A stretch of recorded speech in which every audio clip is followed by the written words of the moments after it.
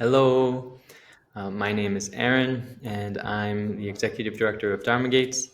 Dharma Gates is a nonprofit that works to help young adults connect to the world of formal Buddhist practice, deep meditation, and residential practice in the Buddhist tradition.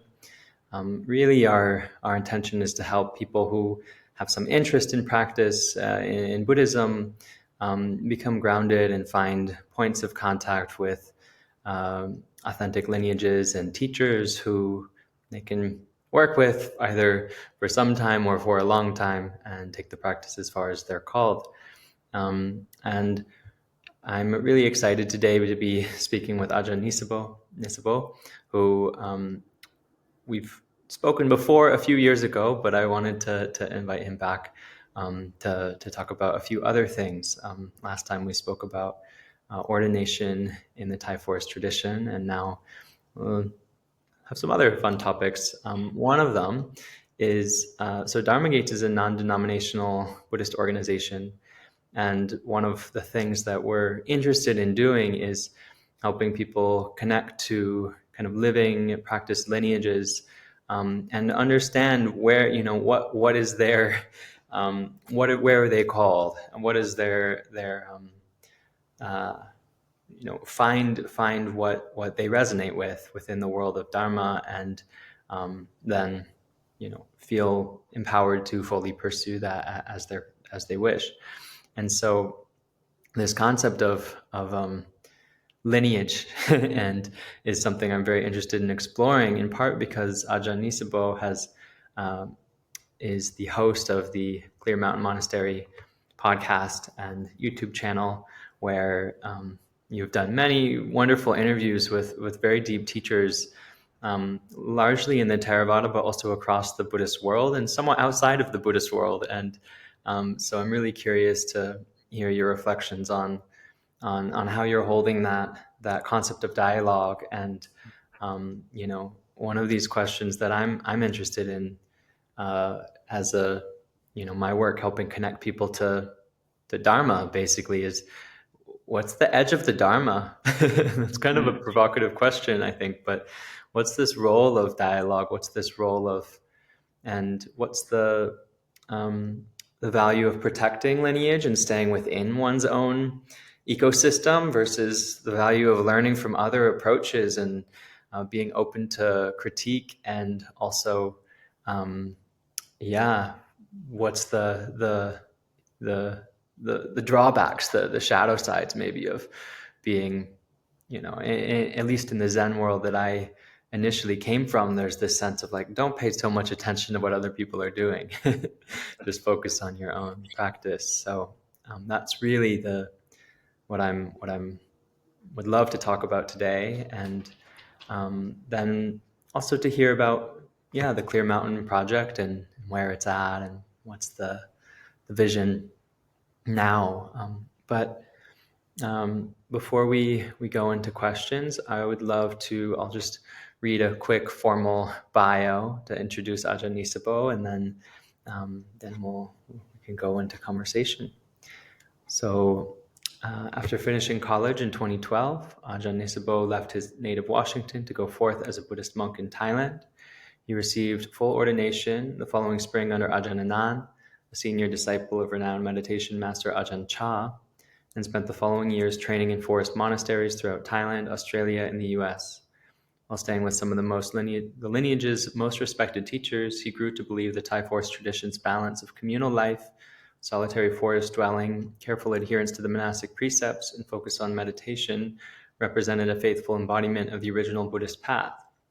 Moreover, his time with contemporary masters such as Ajahn Anan, Ajahn Pasano, and Ajahn Jayasaro convinced him that such a path could yield great fruit in the heart, even amidst the complexities of modern life.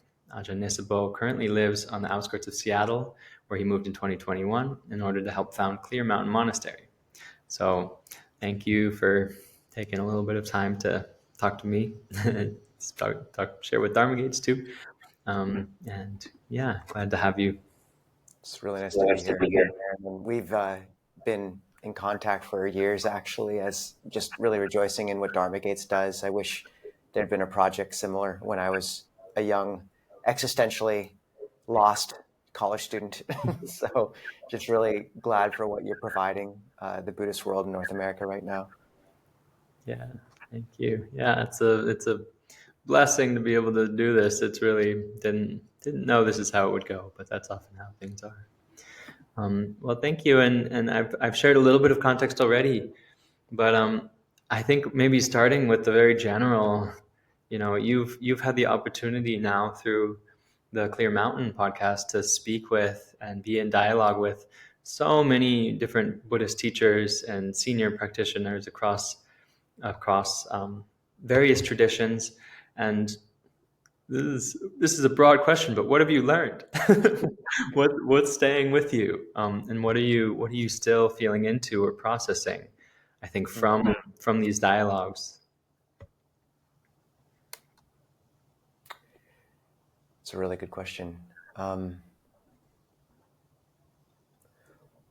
One thing, and I think this speaks to one of the questions you kind of framed the conversation with, is what the edge of the Dharma is right now for people. I think when the Dharma came to the North America and the West, it was often framed in a quite secular way as a response or a supplement or a rejoinder or something to the Christianity that a lot of people of that generation had come from. And I think a lot of the teachers of that era of the last 50 years were quite careful to teach in a way that emphasized the free inquiry of the Dhamma, which is all true.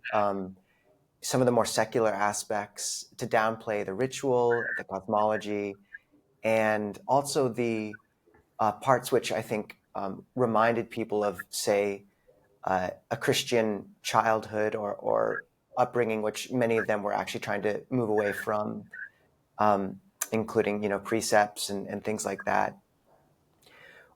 When we came to Seattle in 2021 or 2021, I think,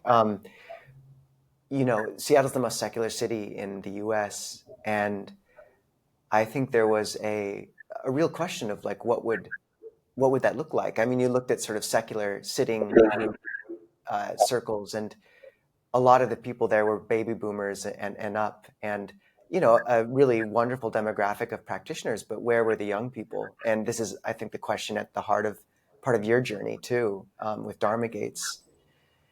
And as coming as almost a symbol or a representative of an even less secular version of Buddhism, I think some of the question, there really was a question of like, how would we be received? And what we found is actually there's a huge interest in what that kind of deeper Dhamma represented of what's been preserved in the Thai forest tradition and the monastic lineages. And that when we were able to represent that faithfully in terms of, bringing ritual to the fore, or speaking to the monastic ethos, or just asking people to sacrifice for this path, to give, to really align their lives in a very deep way with this path, that there actually was a great hunger for that amongst the young people, along with the older people, across traditions and demographic. And so with the interviews you're mentioning, I think that's been quite a takeaway is, we do focus on, as you mentioned, we interview a wide variety of people. And it's really interesting to interview people from other lineages or other disciplines. We've interviewed Jonas Mago about the neuroscience of jhana. We've interviewed near-death experience, specialists who've done huge amounts of research into that. We just interviewed a quantum physicist a few days ago, which will air next month. And it's interesting because in those cases you have, I think, when you're triangulating a point, if you triangulate from a wide, 2 points at a wide angle, then you can get a quite accurate reading. And I think often articulations of truth are like that for me. If you hear some truth you've known from the Dhamma articulated from a different discipline or tradition. Often it's just very clarifying and quite powerful. So that's been interesting. But I think one of the biggest takeaways has been that when we interview, more and more, we've just really rejoiced in seeing that when we interview deep practitioners, monastics, talking about lives dedicated completely to Dhamma in the deep forest or monastic training, it hasn't been something extraneous to people's lives in terms of like our usual viewership, which would be lay practitioners.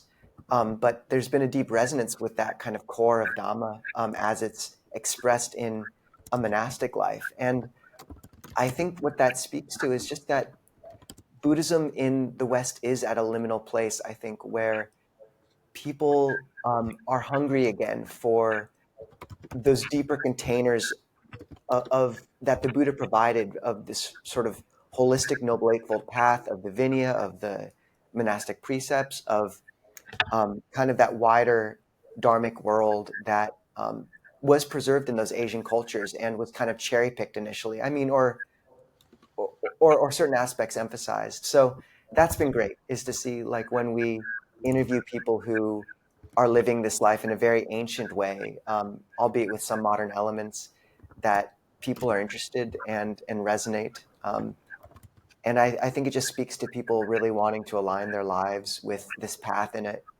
a really profound way and searching for a way to do that. And the one final thing I say, I know I've talked for a bit, but this is kind of key to my life and thinking right now, is I've seen when I think there is a real place for these bridges of Dhamma, more secular articulations of mindfulness or other things. But what I've seen is that when all people have is that intellectual version of the Dhamma, it often over time becomes like thin ice over roiling water. And there's a Jungian substrate to the heart that I think, speaks in the language of embodiment, of story, of ritual, of training. And that after a time, that has to be, those elements need to be brought in as well to kind of still that water at a deeper level. And that's been, yeah, that's true to my own experience. And I think it's powerful to see that same dynamic operating in people's lives as they discover these like wider vistas of the tradition too. So long answer. I love that. Yeah, I mean, there's so many threads there already that are just resonate with what, actually really the core, I'd say, inspiration for starting Dharma Gates was bringing groups of young people to a Zen monastery in upstate New York and realizing young people want that level Yeah. of formality. And there's one of the things that's, I think, preserved in all of the Buddhist traditions is um, by making something serious through this sort of devotion and ritual and ceremony, it's imbuing, something with a lot of meaning. That you could be meditating by yourself in the morning for 30 minutes. You could be meditating in a monastery with lots of chanting and forms for 30 minutes, but it's almost making sacred. And I think in my sense is for a lot of people in this culture, there's such a lack of sacredness that it's like amazing to find a place where that's preserved without a kind of a kind of unhealthy dogmatism or something that comes Yeah. alongside of it. It's just my sense. No, I really agree. And, I think one of Nietzsche and Dostoevsky's like brilliant insights was,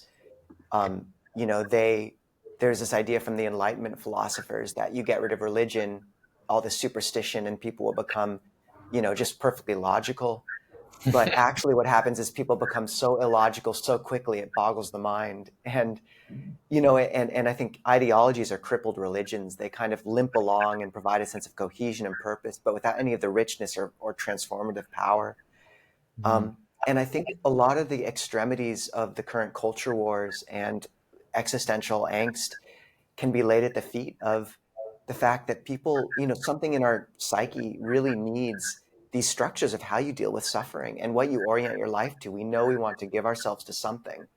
Because something in a sense is, a life lived for the sake of comfort, or a well-adjusted middle-class life and nothing more, it's a betrayal of something pretty profound in us. We know this. Mm. Um, and so, yeah, when I think, it's been a hard situation where, when at least the Christianity or the old religions, which people, as they were presented, I think there's amazing ways of holding those traditions. And, I have Christian brothers and monks and nuns who are my brothers and sisters who I respect deeply.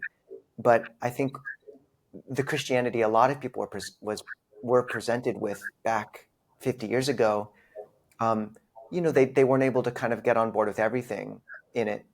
Um, Buddhism, I see as providing that spiritual crucible in a really powerful way. But the Buddha was brilliant. He gave us a system of thought and inquiry which is quite palatable to the modern mind and doesn't require a leap of faith right at the get-go. You take on these ideas as working hypotheses and practice and see how it goes.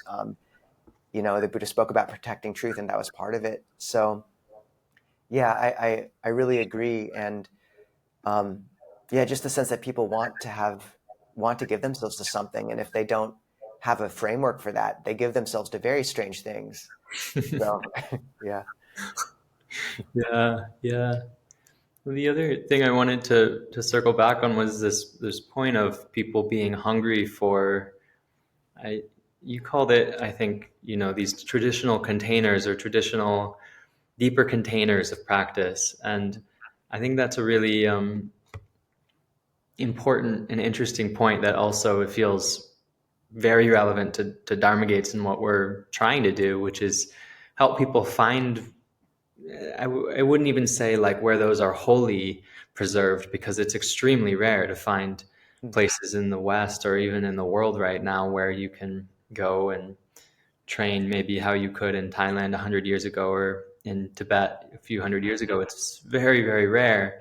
But but at the same time, where people can orient towards that depth, and find those places. And it's similar to where I've met many, many people at this point who are interested in basically dedicating themselves wholly to Dharma Mm, and don't actually totally know how to do it. yeah. Don't really know where's the gap, where's the place, the setting where they can do that in a way that meets them, where Yeah. there's. And so I think that's also touching on something really deep and a huge need right now. I would really agree. And I think Ajahn Sona sort of characterizes it as having one foot in the monastery and one foot on a banana peel. Mm-hmm. And honestly, I see part of the, the problem and the solution is that simple, just having more monasteries. Like, I've seen what it's like to live like in Thailand, where there's a few monasteries within 20 minutes or half an hour. Having even just one place where people can go and reorient is worth so much. And it's a hard situation to try to piece together a Dharma life without that. Um, I think now we have enough monasteries in the U.S. that if someone is dedicated, they can go visit one 3 times a year or something, and that helps a lot. But yeah, I see that same hunger, and certainly it's what we're hoping to do with the monastery here, is provide that sense of a nexus. Um, I think it is a really key missing ingredient in as Western Buddhism matures. So Mm. Yeah, yeah.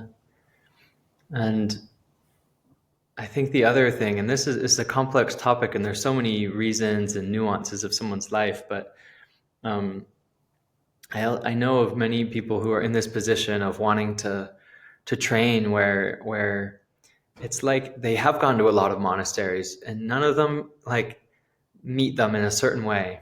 mm, And that's a very interesting thing to me. And maybe it's just a matter of they should get over it and like let go of these preferences. But it'll be things like I think this feels like there's a kind of process of, in some ways, learning how to make Buddhist monasteries that can support Western practitioners over decades in a way that feels sustainable and integrated and moves towards some kind of both spiritual maturity and psychological maturity.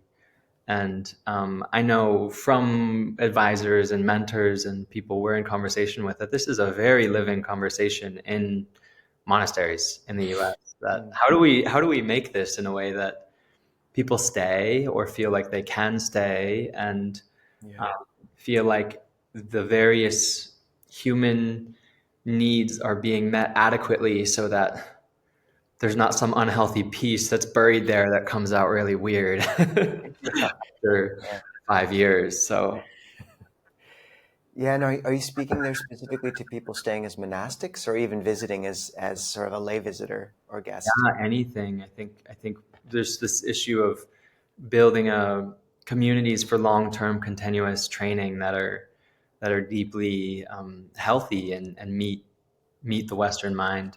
Yes.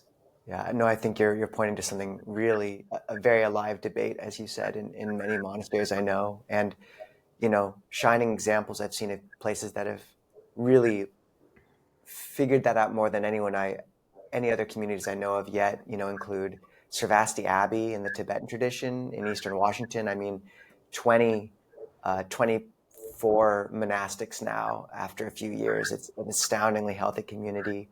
Abhayagiri in Northern California is a really um, well-refined training monastery as well. And, visitors who can come there, it's pretty beautiful to see. Sasana Budharaka, which you have visited as well in Malaysia. Yeah, I mean, these are really pioneers, but it is, even in these places, there's imbalances just as people have personality types, monasteries have personality types. And um, for a long time, the Western Sangha of the Ajahn lineage, at least, was, a bit of a monoculture where, making it broad enough for a wider variety of personalities to flourish is a real project. So, Mhm. Yeah. And well, I guess because I'm sitting here, I'm at Zen Mountain Monastery right now. And I think mm, in the Zen tradition, at least, that's a place that I think they're doing a lot of things really well. mm. No, it's Um, great. I've never gotten to visit, but I've heard good things as well. mhm. And um, well, maybe we could move to. Uh, I think you may have touched on this a little bit, but what is your sense of this role of dialogue or conversation across the different Buddhist traditions, different Buddhist vehicles, and also when is that a distraction?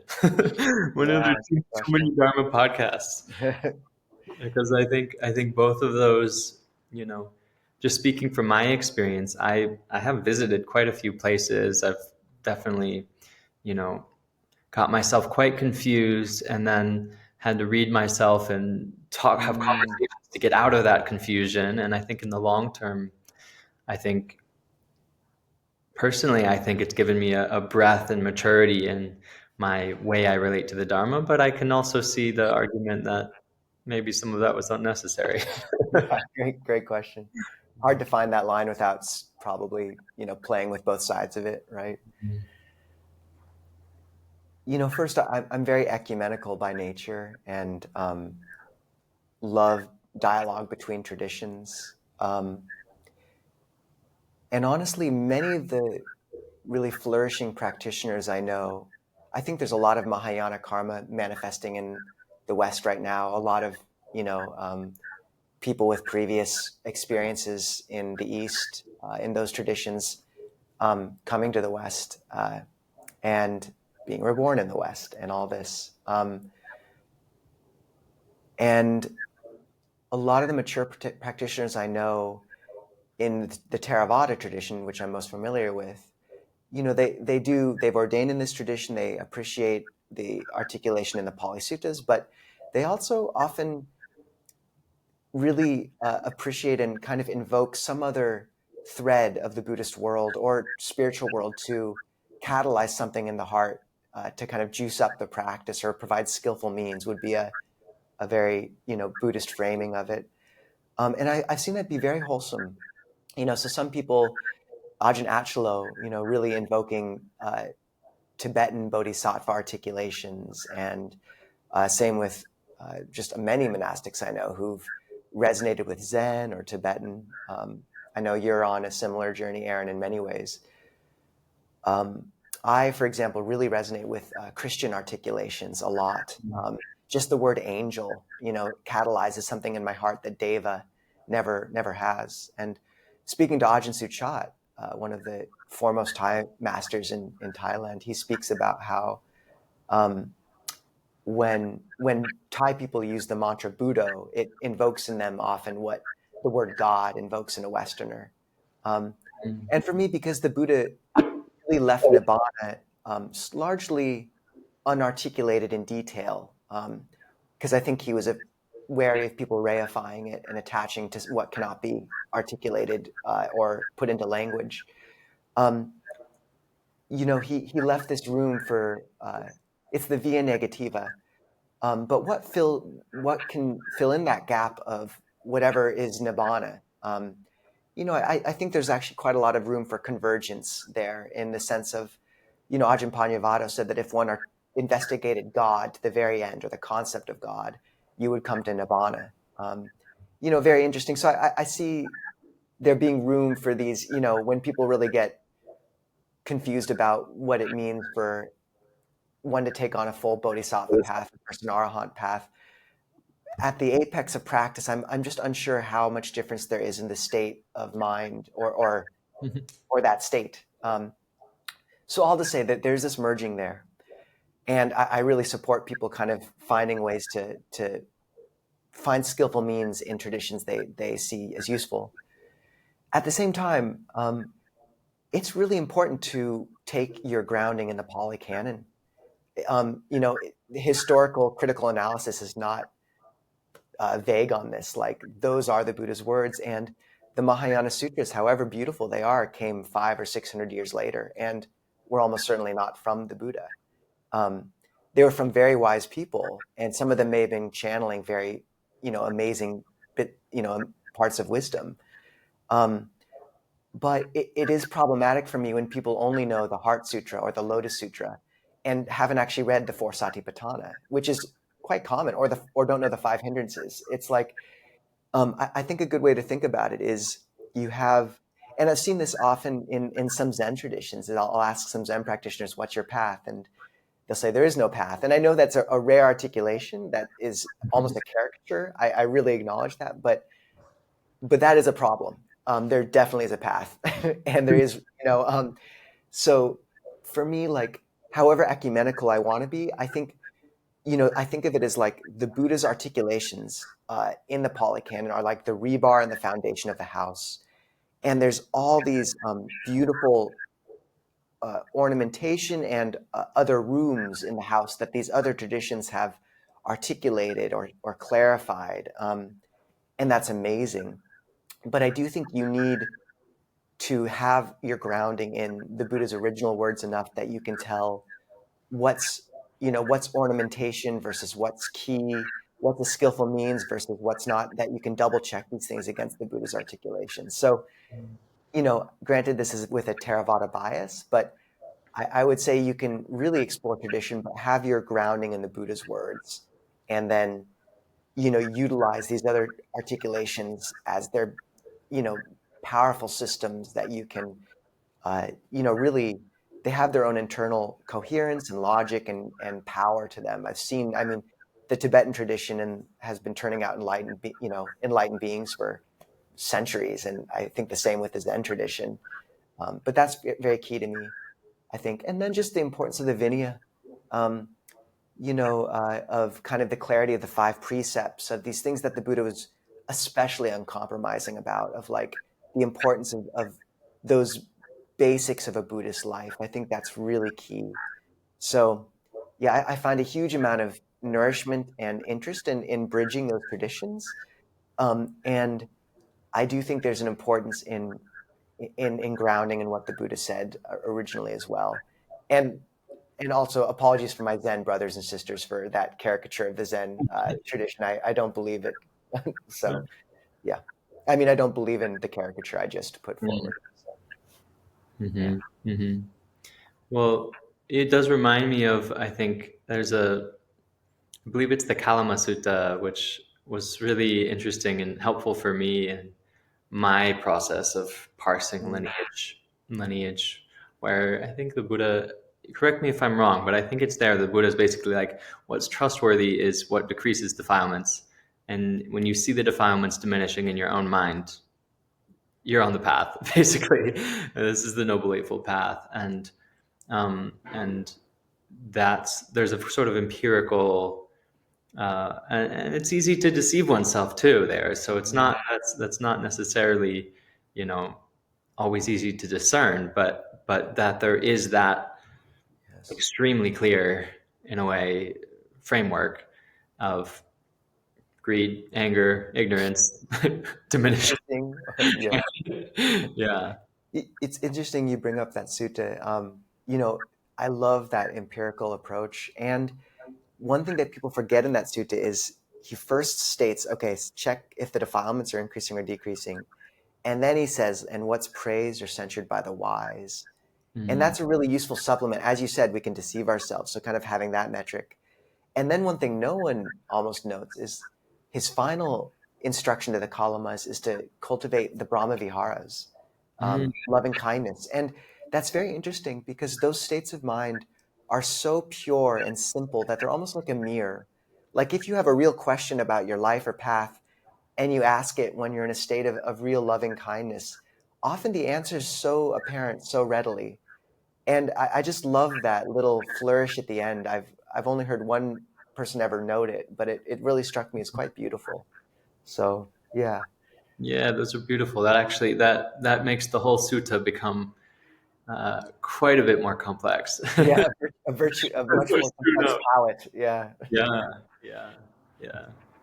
Um, that's great. I'm curious, on this note of maybe for people who are in this, the gaining value from reading about, learning about different traditions. Mm. Um, is there a pitfall in that too? In terms of like, is there a value maybe of just not reading, not learning in the Theravada world? I know I've heard from Zen practitioners that is a something that's taught at points in one's practice to just put down the books.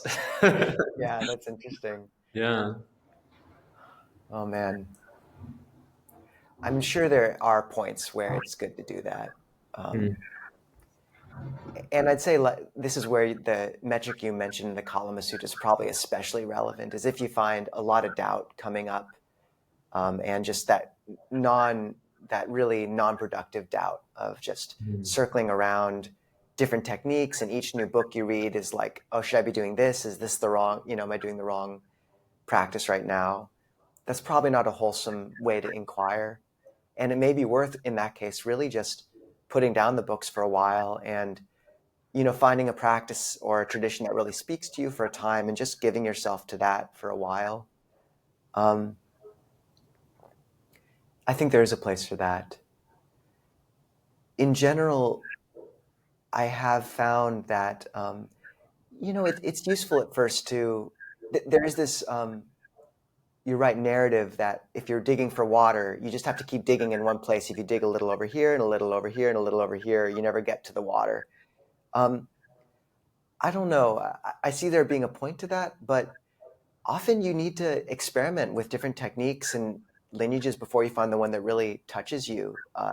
And I think that's a valid experimentation and being okay with that.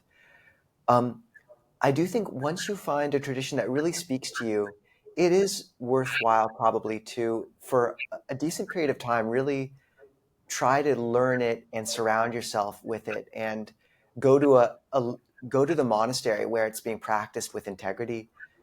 These things are hard to think yourself through. There's a pattern recognition in the body that's kind of uh, it's irreplicable. And if you want to see what a practice's flavor really is, yes, you want to dip into it here and there, but if you just go to the monastery where it's being practiced, you might really that might give you a pretty clear vision of its note at its most pure. And I think that's quite a good idea. Um, and yeah, and then once you've surrounded yourself with a certain tradition for a while, and really found a home, I do think then it is useful, for example, if you really have resonated with the Theravada, but things are getting a bit rote, um, I find just reading slightly different articulations within that tradition of, say, breath meditation practice. Like if breath meditation is becoming sort of rote or boring, reading Shaila Catherine's Wisdom Wide and Deep and Ajahn Brahm, and then a bit of Ajahn Jeff and Ajahn Suchito. And like each of those can provide just enough variety to really reinvigorate practice, but it doesn't, it's within the framework enough that it isn't too confusing. So I think there's a place for that. But then, most practitioners I know, a lot of them really do benefit from exploring, dipping into these other ones. But I'd say it is useful to find a home eventually, and then you can go off on little foraging trips here and there.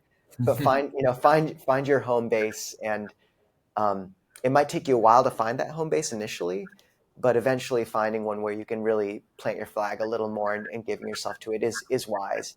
It's okay to have 2 feet planted, but a lot of your weight should be planted on one foot more than the other, pretty much. It is a little weird if you're really trying to straddle 2 places completely. So, yeah. Yeah, it reminds me a little bit of one of my teachers, Beth Upton, teaches in the Pa'ak world, and she talks about, they have this concept of, I'm not sure if she's translating it from Pali, but this notion that there's this addiction to diversity of perception is what she Yes. calls it, which Yes. is actually one of the main uh, hindrances in the way of jhana, of absorption, and the unification of mind is just constantly, Yeah. constantly looking.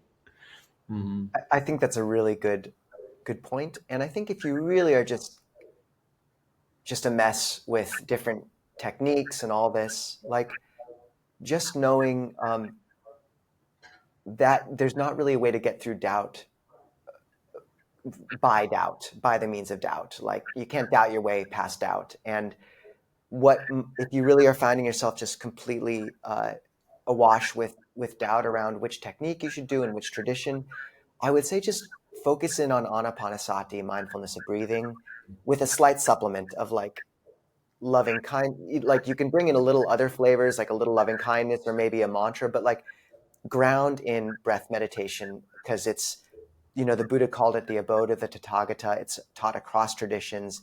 It calms the mind. And then when the mind is calm, you can kind of approach those questions of like, oh, should there be another little um, note to my practice that's needed? But honestly, breath meditation is just reliably a very powerful approach.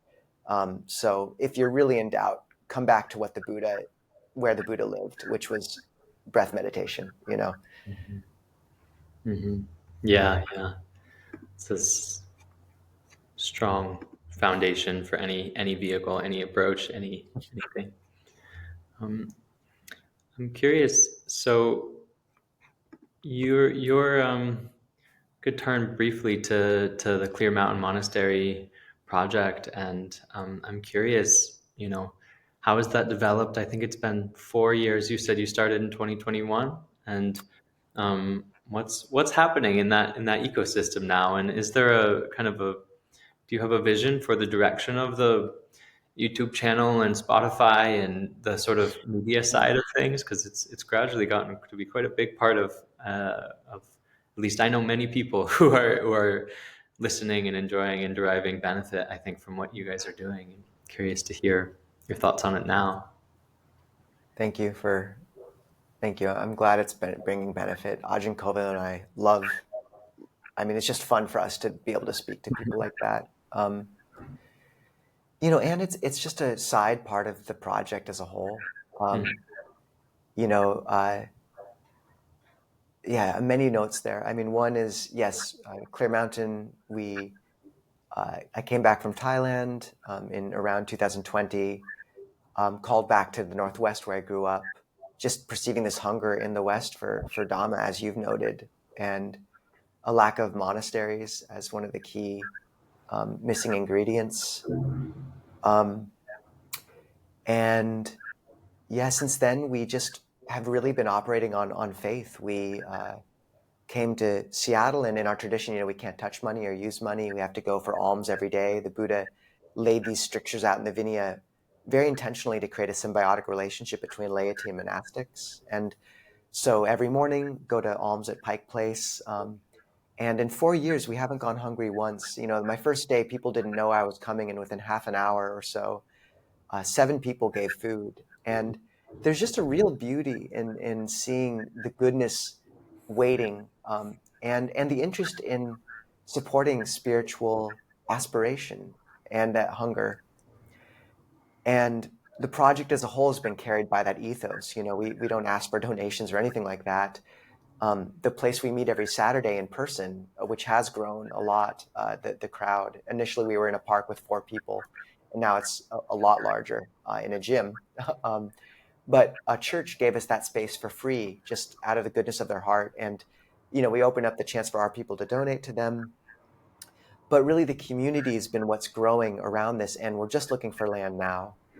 Uh, so the goal is to find a piece of land maybe 30 minutes from downtown Seattle.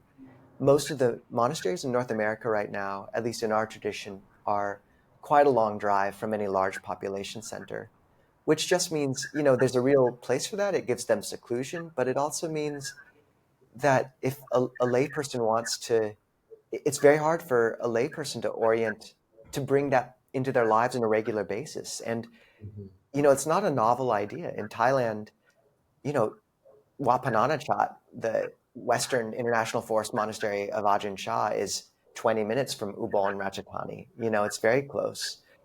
And we just wanted a monastery where people could come and visit after work and come and meditate. Or if they had a day off, they can come, where the single mother with children can find a way to to step back from all that twice a month and come, something like that. And our idea is if we were only 30 or 40 minutes from the city, from downtown Seattle, but still secluded and within forest, then we can provide that.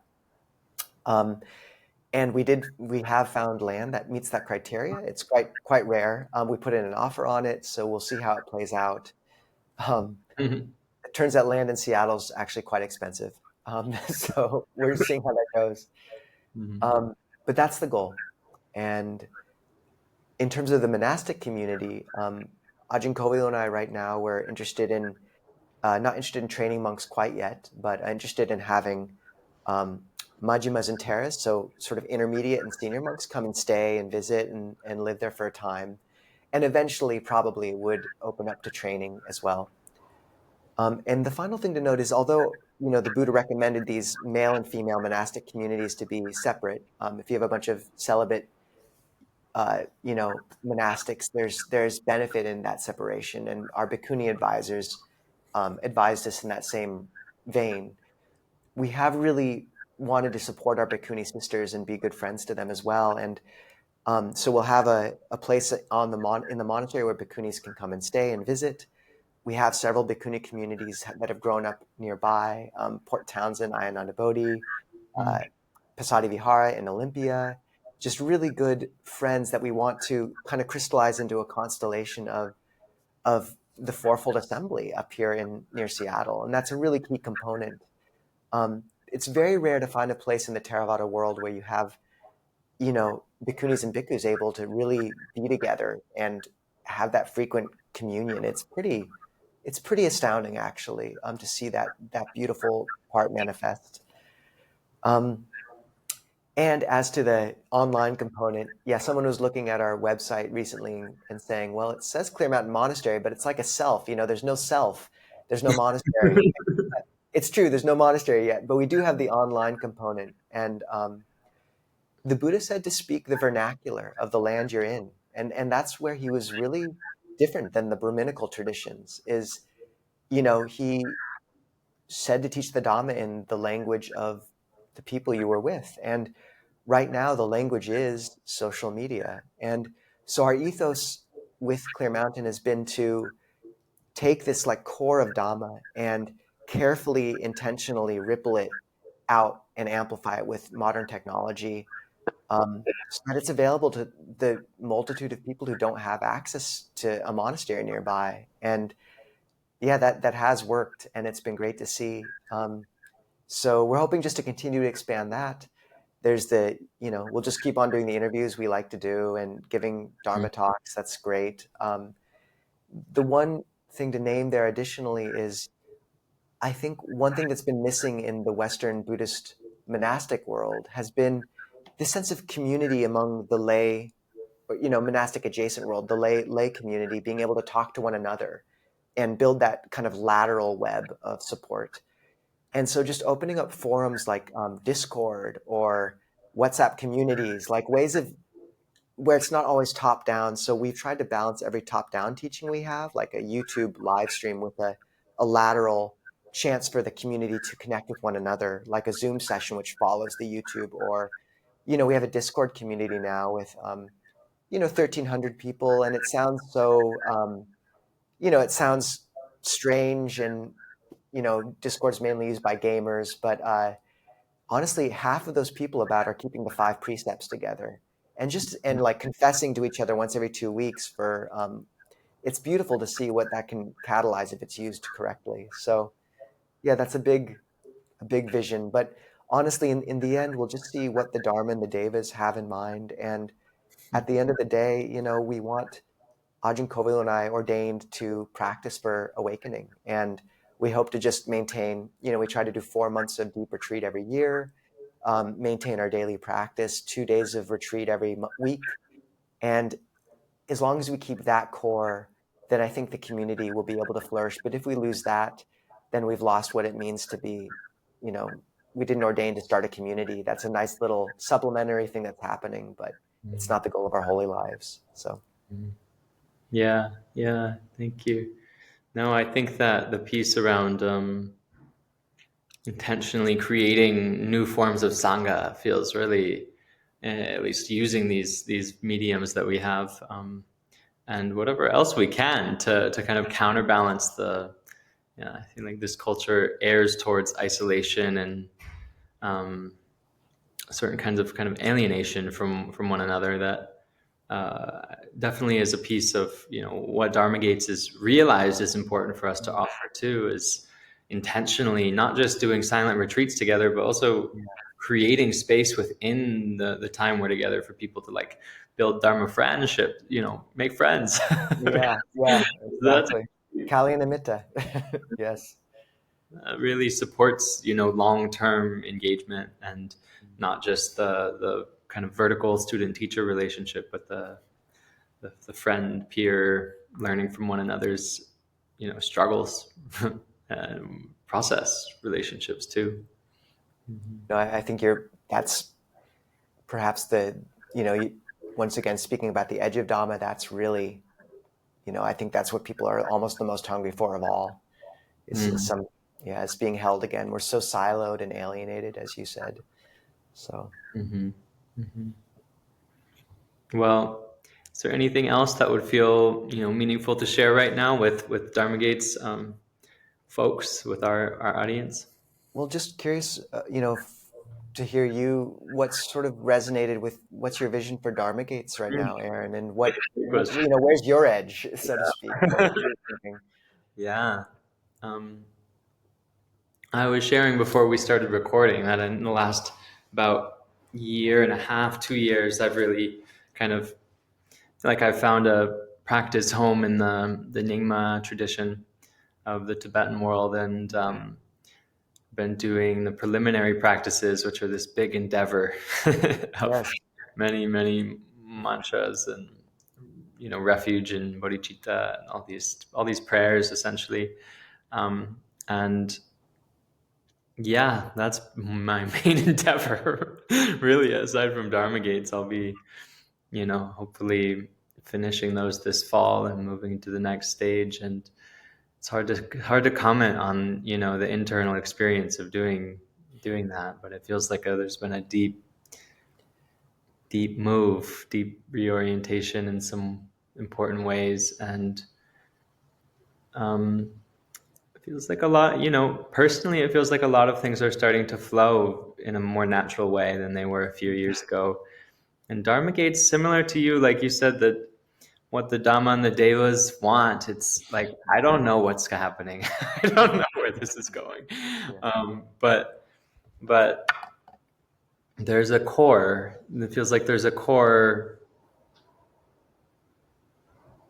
I would say vision, but it doesn't feel like it's coming from me necessarily.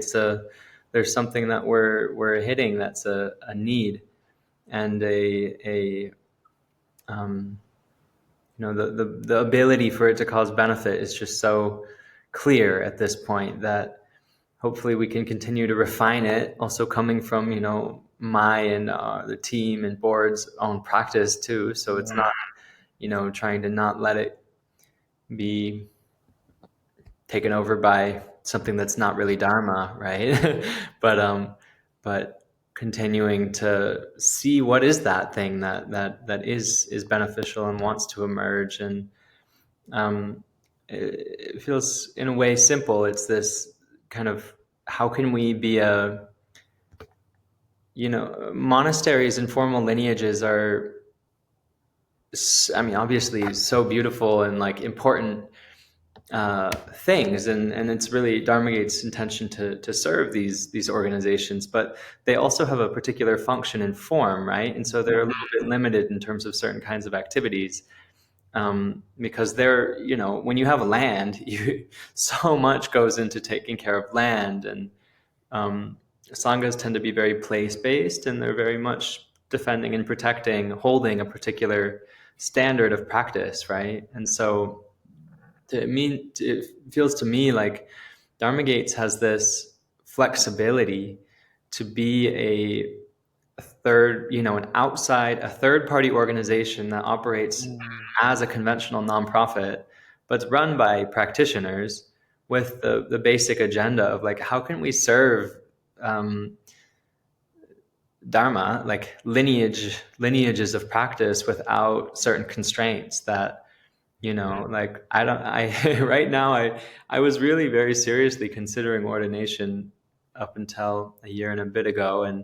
Um, and I don't think it's what's going to happen for now, but, not having to, I don't have to go ask for alms in the morning. And so there's certain things I can do that I hope will be helpful. And so, to that's kind of how I'm thinking about it now. And the basic form of help that we're, trying to offer is helping people who,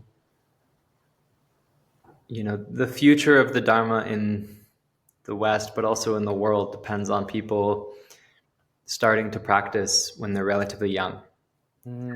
It just does. And young people making that connection with lineages that work and have depth and substance is how that will happen. It's very simple, actually. So there's serving the young people. There's obviously serving like culture, because as more and more people are exposed to that kind of depth of practice, it can be a resource for them in their lives, whether or not they choose to ordain or how deep they choose to go. But on the other side, like, these lineages need people to really flourish. And so it seems like helping people find their way in, basically. And so many forms of what that looks like. So we're still in that inquiry. Like how is still, is under we're learning.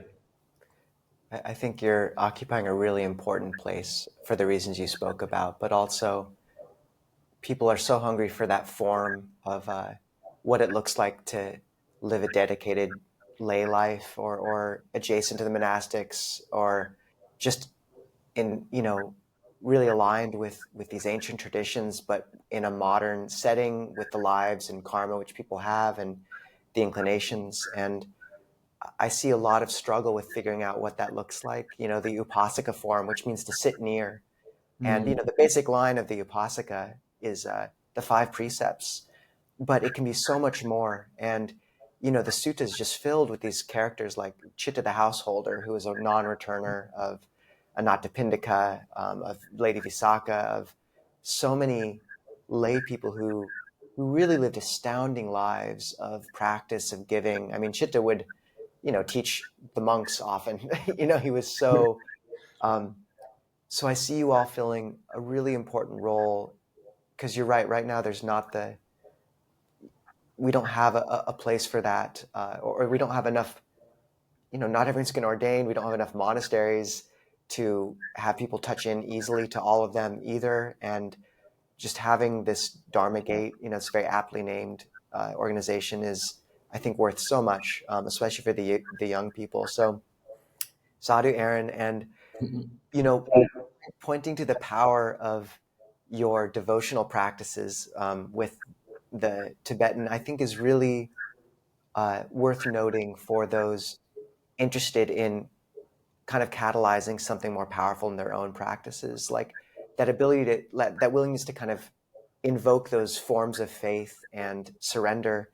They can just really supercharge a practice. And maybe not everyone can do the 84,000 or 108,000 vows that you're doing, but I would recommend to people, one thing Ajahn Kovilo and I both do is do at least 28 full-length prostrations every morning to the shrine. It takes, look up Tibetan full-length prostration. It takes 5 minutes, but it's such a powerful way to orient yourself and surrender your life to the Buddha and this path every morning. And as you've said, with things clicking into place, I think, yeah, just that's a very powerful small act people can take on. So, yeah, honoring what you're doing, Aaron. Thank you. Yeah, yeah. Thanks for that encouragement. Appreciate you, taking the time to meet, and this is beneficial. We're walking this path for, hopefully we'll have many decades of, sort of seeing how both of these projects play Yeah, out. So absolutely. Yeah.